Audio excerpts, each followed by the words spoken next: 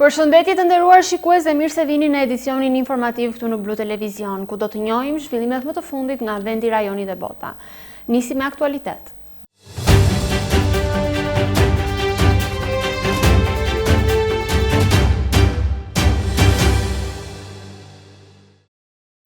Besimtarët ortodoks në Vlorë kremtuan të premten e madhe e njohur ndryshe si e premtja e zezë, një ditë me rëndësi të veçantë në kalendarin fetar.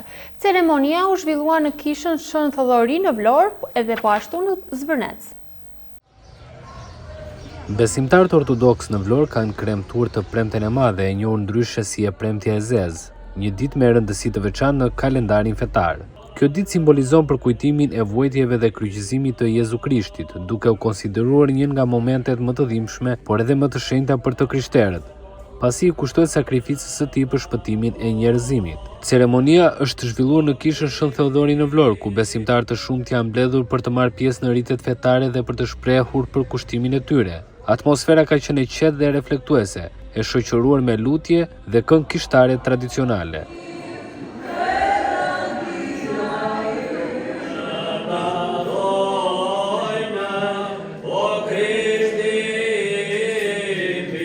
Pas përfundimit të shërbesës, është zhvilluar edhe dalja e epitafit nga kisha, një ritual simbolik që përfaqëson varrimin e Krishtit. Procesioni ka vijuar në për rrugët e qytetit, i shoqëruar nga besimtarë dhe qytetarë të shumtë, të cilët me përullësi dhe respekt kanë ndjekur këtë traditë të hershme fetare.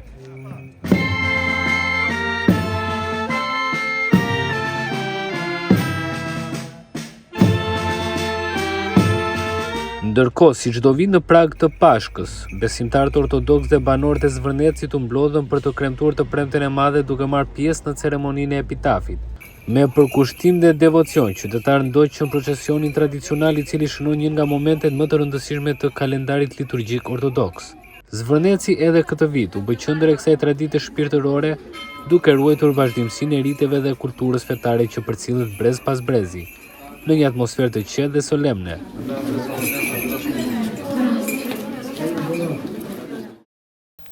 Me qindra besimtarë ortodoks edhe në Fier, Gjirokastër e Sarandë ndoqën mbrëmjen e së premtes së madhe në procesin e epitafit, një nga momentet më të rëndësishme të Pashkëve.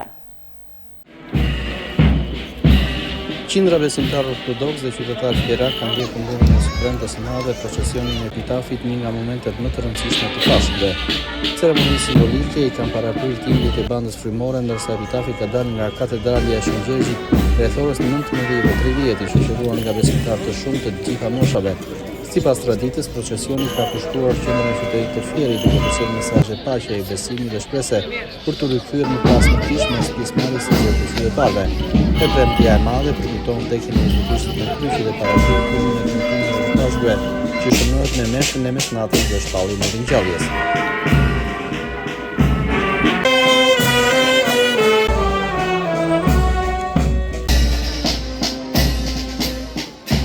Atmosfera e ngjashme e solemniteti është përjetuar dhe në Gjirokastër, ku 10 besimtarë janë mbledhur në kishën Ngjallja e Krishtit për të ndjekur meshën dhe ritualin e epitafit. Flakadarët të ndezur dhe këndimet liturgjike kanë krijuar një ambient të qetë dhe reflektues, ndërsa epitafi i shoqëruar nga klerikët ka përshkruar obërin e kishës në një atmosferë devotshmërie dhe respekti ndaj kësaj dite të shenjtë.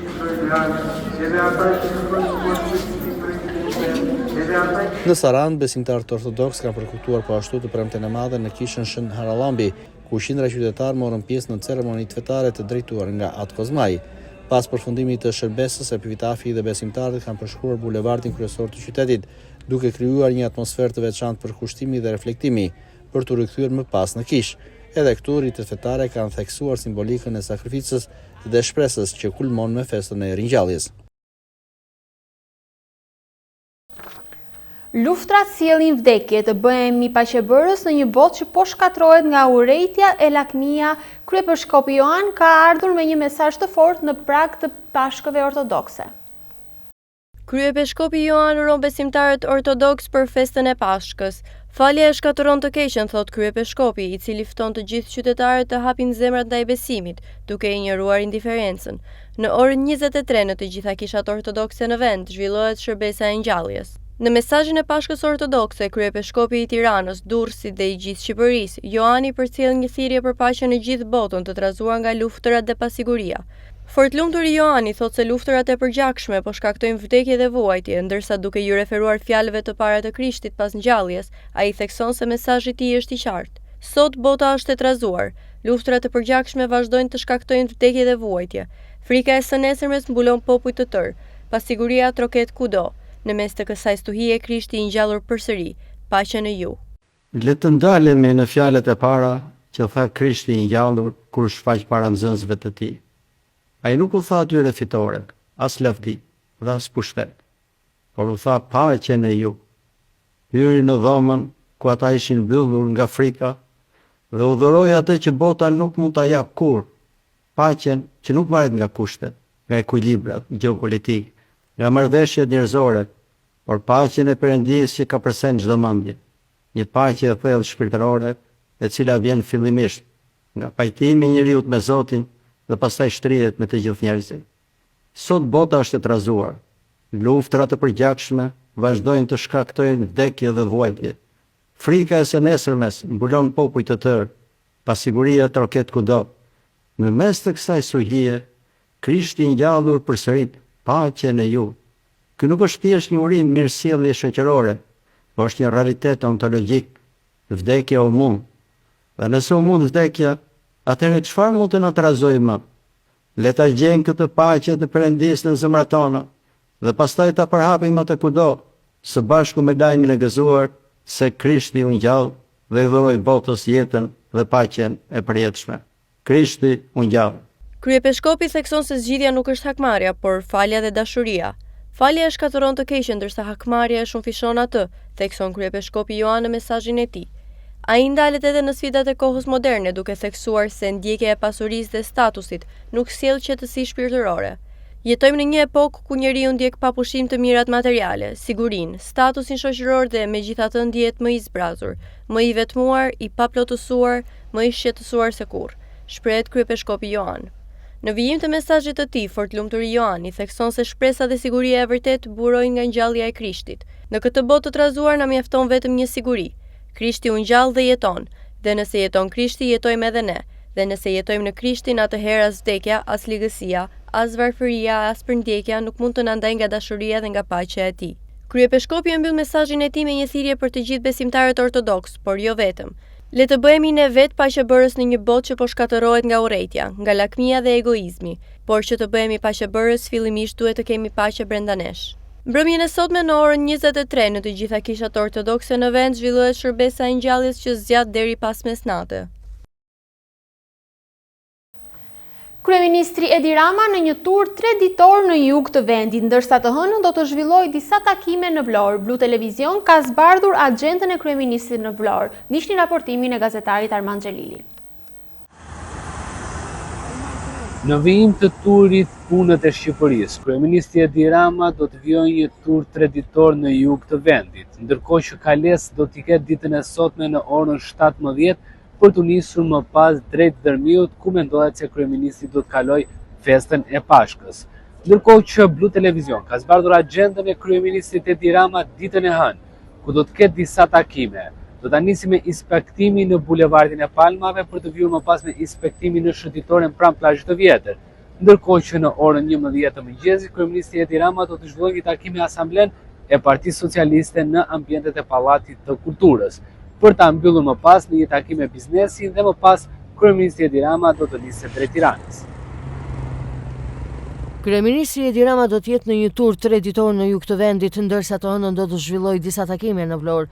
Blu Televizion ka zbardhur edhe agjendën e kryeministrit në Vlorë, ndërsa pritet që ai të ketë një ndalesë së shkurtër në qytetin bregdetar të Vlorës të shtunën, rreth orës 17 për të nisur më pas drejt Dërmiut, ku do të qëndrojë deri ditën e hënë, e ku do të mbërri më pas në disa takime dhe inspektime në qytetin e Vlorës. Rama ka programuar inspektime, por edhe takime gjatë qëndrimit të tij në qytetin bregdetar, ndërsa do të inspektojë nga afër punimet në bulevardin e Palmave dhe Agrumeve, si dhe do të zhvillojë një tjetër inspektim në shënditoren Lungëmare, në zonën e plazhit të vjetër. Të hënën po ashtu kryeministri në agjendën e tij ka parashikuar të zhvillojë gjithashtu një takim me anëtarët e Partisë Socialiste në Pallatin e Kulturës në Vlorë. Agenda e tij në Vlorë do të mbyllet me një takim tjetër me përfaqësues të biznesit. Takimet e kryeministrit Edi Rama në qytetin bregdetar jugor të Vlorës vjen në kuadër të turit punët e Shqipërisë që kryeministri po zhvillon gjatë kësaj periudhe në të gjithë vendin.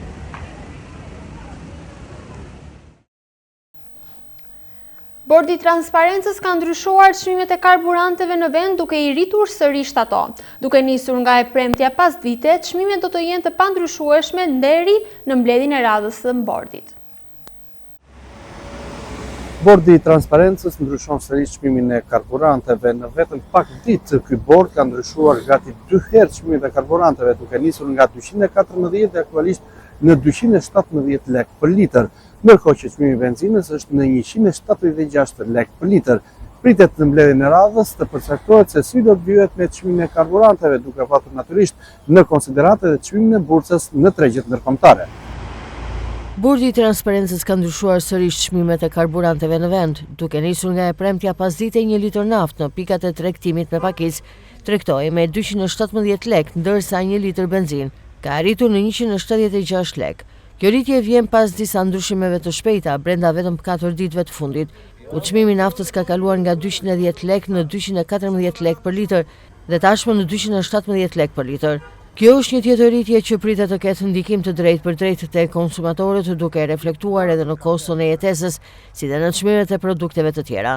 Ndryshimet e shpeshta kanë krijuar pasiguri tek qytetarët dhe bizneset, të cilët duhet të përballen dhe të përshtaten vazhdimisht me çmimet e reja. Në ditët në vijim pritet të shihet se si do të veprojë Bordi i Transparencës e nëse do të ketë sërish luhatje të çmimeve në të gjitha pikat e tregtimit me pakicë në vend. Me një njoftim zyrtar të kësaj të shtune, Bordi i Transparencës njofton se nafta arritet me 7 lek dhe benzina arritet me 3 lek. Çmimi i shitjes me pakicë i nën produktit gazoil, standardi SSHN 590, të jetë jo më shumë se 217 lek për litër, ndërsa i shitjes me shumicë jo më shumë se 205 lek për litër. Çmimi i shitjes me pakicë i nën produktit benzin i standardit SSHN të jetë jo më shumë se 176 lek për litër, ndërsa i shitjes me shumicë jo më shumë se 164 lek për litër. Çmimet e diktuara nga bordi kanë hyrë në fuqi prej ditës së premte në orën 18 e do të jenë të vlefshme deri në mbledhjen e ardhshme të bordit, ku do të pasqyrohen ndryshimet e çmimeve të shitjes. 450 linjave u rrezikohet shërbimi nga java tjetër. Shoqatat e transportit u janë drejtuar me një letër ministrive të linjës. Ata paralajmërojnë se nga java e ardhshme rrezikohet ndërprerja e shërbimit për rreth 450 linja të sektorit. Shoqata e transportit publik paralajmëron se për shkak të rritjes së kostove nga shtrëngtimi i çmimit të karburantit, si dhe reagimi institucional për dhënie kompensimi nga java e ardhshme, rrezikohet ndërprerja e shërbimit për rreth 450 linja të sektorit. Shoqata e transportit qytetas dhe shoqata e transportit urban dhe interurban janë drejtuar me një letër ministrave të ekonomisë Delinda Ibrahimaj, si dhe ministrit të infrastrukturës dhe energjisë Enea Karakaçi, prej të cilëve kërkojnë ndërhyrje urgjente për dhënien e kompensimit. Në mungesë të reagimit institucional, ku prej ministrave pas takimit të mbajtur në datën 1 prill, u premtua për një tjetër takim që ende nuk është zhvilluar, operatorët thonë se nuk do të mund të përballojnë dot vazhdimin e aktivitetit të tyre.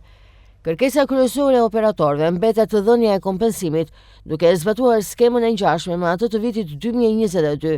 Prej shoqatave të transportit në takimin e 1 prillit është propozuar mas kompensimi për naftën në vlerën e 100 lekëve për litër. Në total në vend për gjithë sektorin e transportit publik janë licencuar rreth 235 operator për 450 linja të rregullta.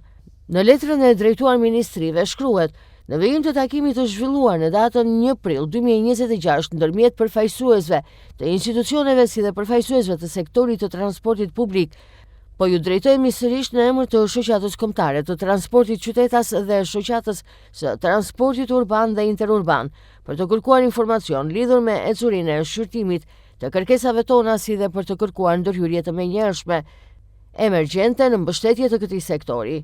Deri në këtë moment, pavarësisht problematikës së renditur dhe urgjencës së situatës, nuk është zhvilluar takimi vijues i premtuar për të mbajtur në datën 7 prill 2026. Nuk kemi marrë asnjë reagim zyrtar, informacion konkret apo qëndrim institucional mbi mënyrën se si do të trajtohen kërkesat e paraqitura prej nesh dhe mbi masat që parashikohen për të ndihmuar operatorët e transportit publik.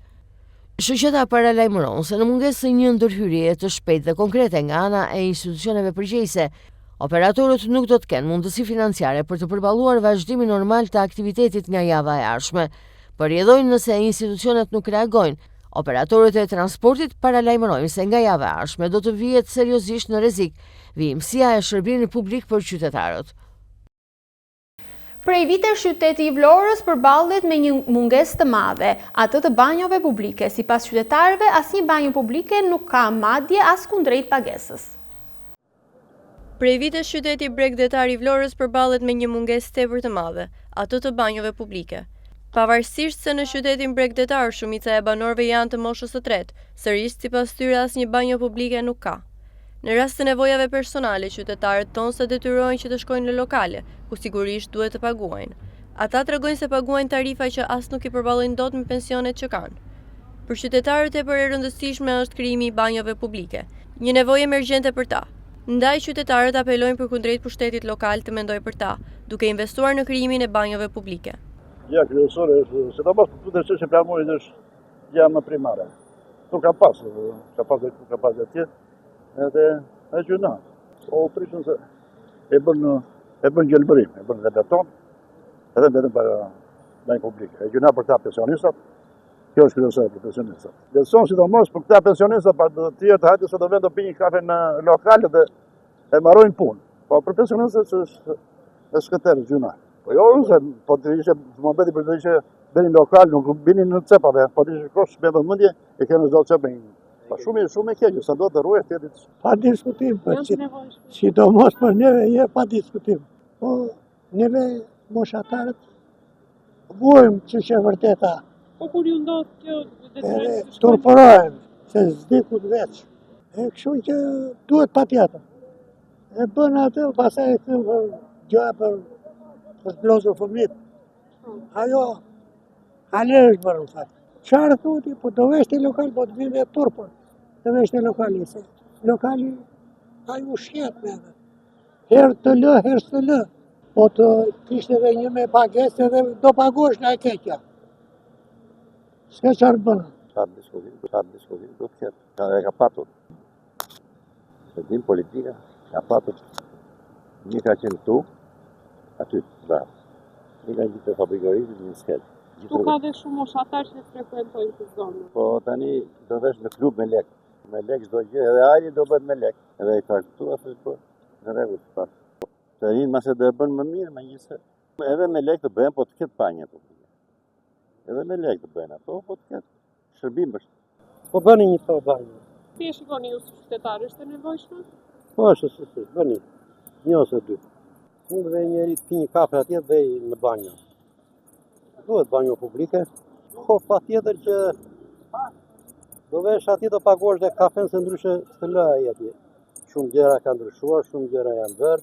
Po, e du më zoshme, për higjenë për pastësi, për çdo gjë. Ndërkohë mungesa e banjove publike ka shkaktuar në qytet edhe një tjetër problematik. Qytetarët që në mungesë të tyre kryejnë nevojat personale vend e pa vend, duke ofruar një imazh as pak të hijshëm dhe mbi të gjitha duke u kthyer në ndotje për qytetin. Plaçka është premiera e radhës e teatrit Petro Marko në Vlorë që pritet të ngjitet së shpejti në skenë, duke nisur nga data 6 maj. Regjizori Roland Minga ka sillte detajet në një intervistë për Blu Televizion. Plaçka premiera më e re e teatrit Petro Marko në Vlorë pritet të ngjitet së shpejti në skenë, ndoshta duke nisur nga data 6 maj, ndërsa vijnë përgatitjet dhe provat. Me një kast të njohur aktorësh dhe në regjinë Roland Mingës, premiera pritet të vijë shumë shpejt për publikun ardhashës vlonjat. Regjizori Roland Minga në një intervistë për Blu Televizion ka theksuar si kjo vepër në përmbajtjen e saj godet fuqishëm përmes një humori therrës fenomenet e shoqërisë duke nisur nga familja dhe deri tek sjellja e institucioneve shtetërore. Shpresoj që në javën e parë, domethënë rreth datës 6, në një projekcion që kemi bërë të datës 6 maj, neve të sjellim premierën Plaçka, në anglisht Lot, të Joe Orton, autor anglez.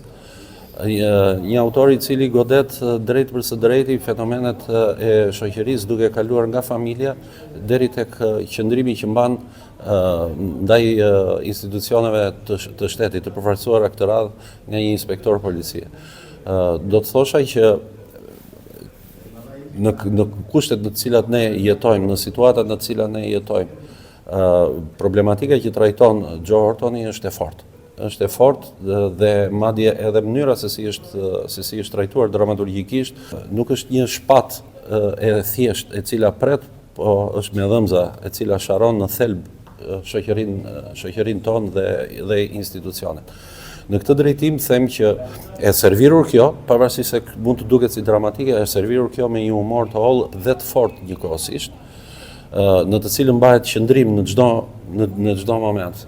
Ajo në të cilën është mbështetur shfaqja, është mbështetur në atë fjalën e famshme angleze që në qoftë se do ta fshehësh një gjë fshije në vendin më të dukshëm.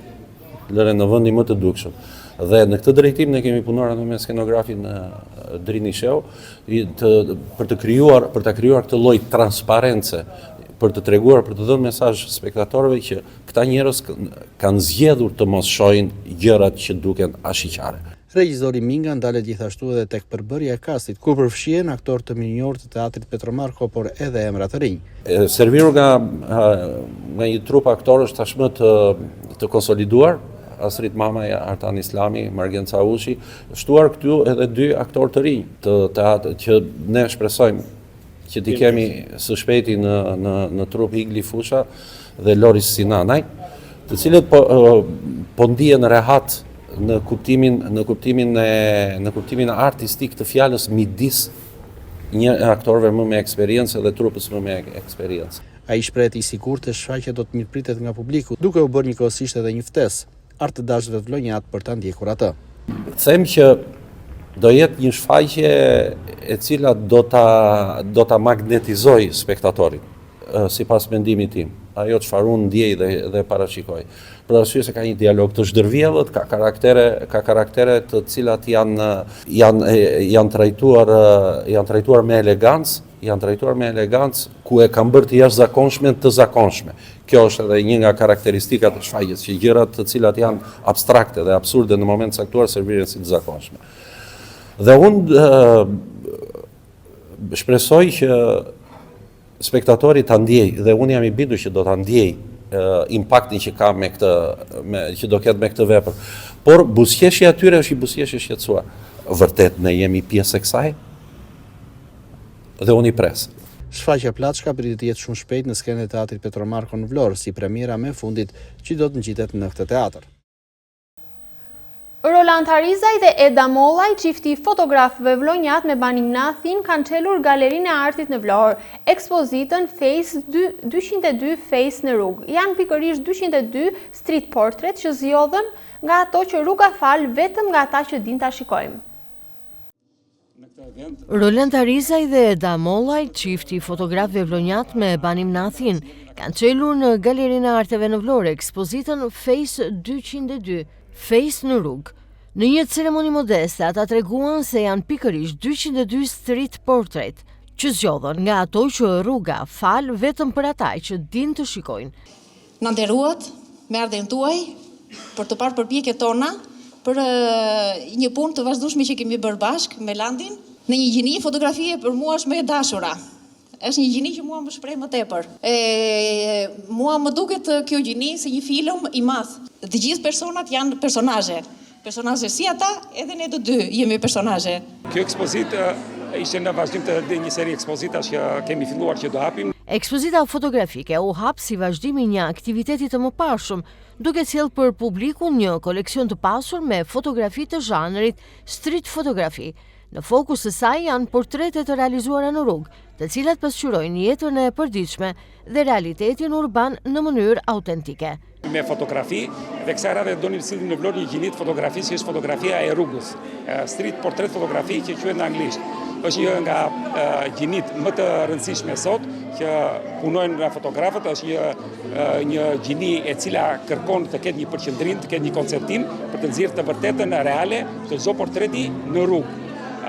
Kjo lloj fotografie, ky zhanr fotografie nuk është shumë i njohur për publikun shqiptar në përgjithësi për ato kushte që kemi ne të kaluar së tonë, dhe ka filluar fotografët shqiptar dhe ne jemi pararencit e kësaja që për herë të parë këtu në qytetin tonë e sillim këtë dhe shpresojmë kjo të jetë një start i mirë për të gjithë artashit e fotografisë dhe fotografët e tjerë që merren me artin e bukur të fotografisë. Fotografitë më të shumta janë të shkrepura sepse ne duke jetuar në Athinë, ato fotografi shumica atyre që patëm mundësi të zgjidhim se ka fondi jonë me mira, edhe janë të shkrepura në Athinë, janë të shkrepura të gjitha pa mendje, nuk ka fotografi sepse nuk ka merr kuptim rruga, në Shqipi që themi pa mendje, nuk është fotografi e ditur. Gjithashtu ka dhe fotografi nëse vut me kujdes, ka disa personazhe të Vlorës, ja ka dhe portrete nga Vlora, po ka edhe nga vendet të tjera të botës dhe nga ngjarje të tjera të rëndësishme jetësore dhe problematikën që kanë njerëzit sot në botë për tema të mpreta që kanë tema sociale shoqërore. Ajo që duam të tregojmë, ne do të tregojmë se mbi të gjitha ne jemi njerëz dhe çdo personalitet meriton të respektohet, sepse çdo njeri është i veçantë dhe sa më shumë të veçantë jemi, aq më shumë gjylçe jeta jon dhe çdo njeri ka diçka që të sjellë atë mundësinë e tij dhe për të qenë më i dobishëm për të shoqëri të organizuar që ne i themi vetes. Përmes fotografive, ata synuan të sjellin më pranë publikut emocione, histori dhe momente të kapura spontanisht nga jeta e përditshme. Ky zhanër fotografie, i cili deri para disa vitesh nuk ka qenë shumë i njohur për publikun shqiptar, po fiton gjithnjë më shumë vëmendje dhe interes.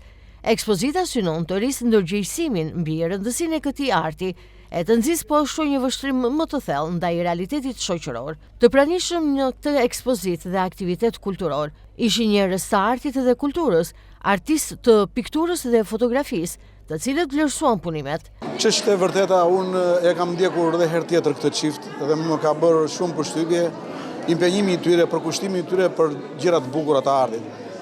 Para disa kohësh hapën një ekspozitë me pamje të ndryshme nga natyra, të cilët e përshkruan edhe e perceptojnë në mënyrë të veçantë dhe shumë interesante, për cilën mua më ka pëlqyer. Po kjo është më tepër akoma e veçantë, pikërisht sepse kanë zgjedhur tipa dhe karaktere të portreteve të njerëzve nga komunitete të ndryshme të shoqërisë, nga pjesë të ndryshme të shoqërisë, e sigurisht kjo ka vlerën e tyre. Mua më pëlqen sepse gjallërohet dhe jeta artistike dhe qytetit tonë, nuk është pak andej zhvillohet shfaqje teatri, ka koncerte këtu, hapet ekspozita, galeri arteve dhe kaq. Unë i përgëzoj sepse është me të vërtet një vlerë e jashtëzakonshme e punës së tyre. Sipas tyre, aktivitetet të tilla shërbejnë për të afruar komunitetin me artin e për të inkurajuar reflektimin mbi jetën në qytet, duke promovuar një shoqëri më të ndërgjegjshme e më të lidhur me realitetin e saj. Mësuesit do të shpërblehen me 10.000 lekë për orë, gjithçka vjen në kuadër të programit pas shkolle. Thirrja mbetet e hapur jo vetëm për mësuesit aktiv, por dhe mësues në pension dhe specialistë të fushave të ndryshme. Mësuesit që do të angazhohen në programin pas shkolle do të përfitojnë 1.000 lekë për çdo orë pune. Ministrja e Arsimit Mirela Kumbaro bëri të ditur se pagesa e parashikuar është dyfishuar duke kaluar nga 500 në 1.000 lekë për orë. Sipas saj, thirrja mbetet e hapur jo vetëm për mësuesit aktiv, por edhe për mësues në pension, si dhe specialistë të fushave të ndryshme. Këshilli i Ministrave vendosi që të dyfishojë honorarin me të cilin shpërblehen këto orë jashtë mësimit të detyruar në shifrën 10.000 lekë të vjetër për orë për 60 minuta.